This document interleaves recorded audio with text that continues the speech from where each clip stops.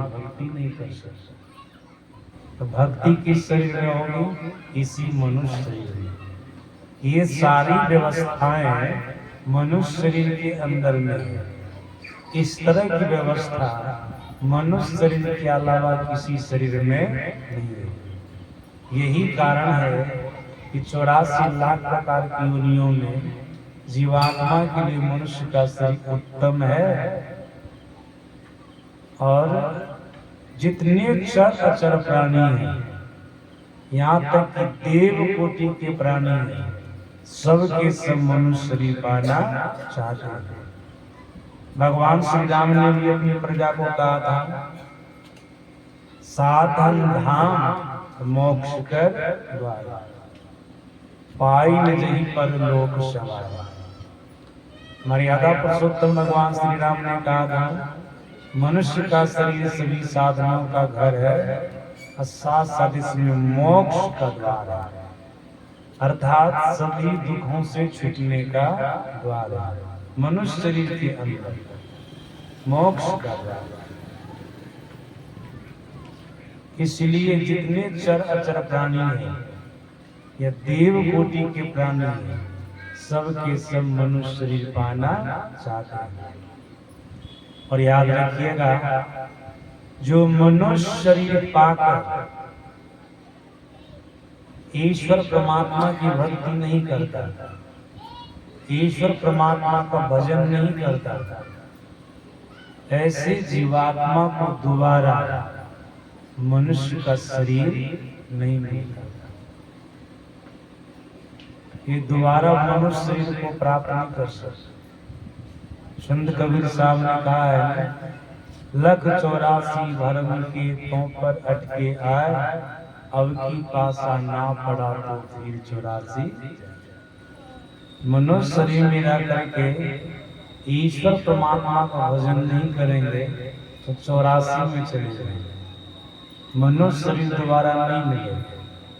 और जब तक मनुष्य शरीर में रहेंगे तब तक आप महापुरुष की दृष्टि में मनुष्य बनकर के नहीं रहेंगे, एक नीच प्राणी बनकर करेंगे। कहा कि सुनी जी महाराज ने पक्षीराज जी को कहा, सो तनु हरि हरि भजहि न जेने, होई विषय मंद मंद। बोले ऐसे उत्तम मनुष्य शरीर को पाकर जो ईश्वर परमात्मा का भजन नहीं करता, अपने आप को पंच विषयों में लगा करके रखता है, प्रपंचों में लगा करके रखता है, वो नीच से भी नीच है। भगवान श्री राम ने क्या कहा,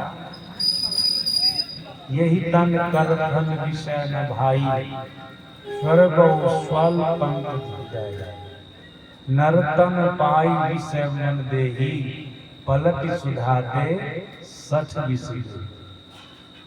भगवान श्री राम ने कहा, जो मनुष्य शरीर पाकर अपने आप को पंच विषयों में लगा करके रखता है, वो सठ है, मतलब वो नीच है।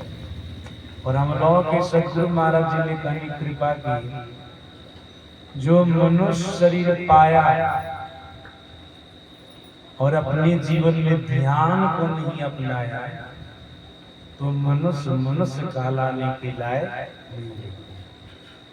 मनुष्य शरीर में रहने वाला जीव वही मनुष्य कहला सकता है जो ध्यान करता है। अब आप लोग देखिएगा, हम लोग ध्यान करते हैं कि नहीं करते? अगर ध्यान नहीं करते होंगे ना, तो आप मनुष्य शरीर में मनुष्य कहलाने के लायक नहीं है। केवल मनुष्य जैसे देखेंगे, वास्तव में मनुष्य नहीं कहला सकते। सदगुरु महाराज जी ने ऐसा कहा। और आप लोग सत्संग में सुनते ही रहते होंगे उत्तर गीता की बात। उत्तर गीता में भगवान कृष्ण और अर्जुन का संवाद है। भगवान कृष्ण ने अर्जुन से कहा था, हे अर्जुन सुनो, जो मनुष्य शरीर में आकर केवल और केवल 4 कामों को करता है, मनुष्य के शरीर में पशु के समान है, क्योंकि उस चार काम को पशु भी करता है। चार काम क्या है? आहार निद्रा भय मैथुनं च सामान्यमेतत् पशुभिर्नराणाम् ज्ञानम नराणाम् अधिकम विशेषे ज्ञाने ही ना पशुभिः समाना। ये भगवान कृष्ण का वचन है। भगवान कृष्ण कहते हैं मनुष्य खाता है, पशु भी खाता है, बराबर। मनुष्य सोता है, पशु भी सोता है, बराबर। मनुष्य डरता है, पशु भी डरता है, बराबर। मनुष्य संतान उत्पन्न करता है, पशु भी संतान उत्पन्न करता है, बराबर। अगर मनुष्य पशु के तरह ही चार कामों को केवल करता रहा और मनुष्य के अंदर में आध्यात्म ज्ञान नहीं है, जिस ज्ञान को पाकर के मनुष्य ध्यान करता है, ध्यान किनका करता है? ईश्वर का, परमात्मा का। गुरुदेव ने जिनका ध्यान करने के लिए कहा उनका, सज्जन गुरुदेव ध्यान करने के लिए किनका कहेगा? पशु पक्षी केरे मकोड़े का, संसार का नहीं। सदगुरु ईश्वर परमात्मा का ध्यान करने वाला है। अगर ध्यान करने का ज्ञान है, आध्यात्म ज्ञान है आपके अंदर, तो आप मनुष्य के शरीर में मनुष्य हैं, नहीं तो आप मनुष्य नहीं कहला सकते। भगवान श्री कृष्ण कहते हैं वो मनुष्य पशु के समान है, पशु तुल्य है, पशु के समान है। आध्यात्म ज्ञान है तो आप मनुष्य। सज्जना, मनुष्य शरीर में मनुष्य का लाने के लिए आपको संसार के विषयों से विरक्त होना होगा, आध्यात्म ज्ञान को अपनाना होगा, ज्ञान को अपनाना होगा। अगर ये करेंगे ना, जब आपका शरीर छूटेगा, आप 84 में नहीं रहेंगे। हम लोगों के सदगुरु महाराज जी ने कहा जो भजन का स्वल्प अभ्यास भी करता है, मतलब थोड़ा अभ्यास भी करता है, जब उनका शरीर छूटता है तो भजन के प्रभाव से, भक्ति के प्रभाव से पहले वो स्वर्ग के सुख को भोगता है, जब धरती पर आता है तो फिर उनको मनुष्य का शरीर मिलता है। सज्जना, अगर आप मनुष्य के शरीर में ईश्वर भजन नहीं किए, परमात्मा भजन नहीं किए और आपका शरीर छूट गया, फिर आपको मनुष्य का शरीर नहीं मिलेगा, तब आपको नरक में जाना पड़ेगा, पशु पक्षी कीड़े मकोड़े के शरीर में जाना पड़ेगा, मनुष्य का शरीर नहीं मिलेगा। दोबारा मनुष्य शरीर पाना चाहते हैं तो आप सच्चे सदगुरु की शरण में जाकर आध्यात्म ज्ञान को अपनाइए, ध्यान करना प्रारंभ कीजिए।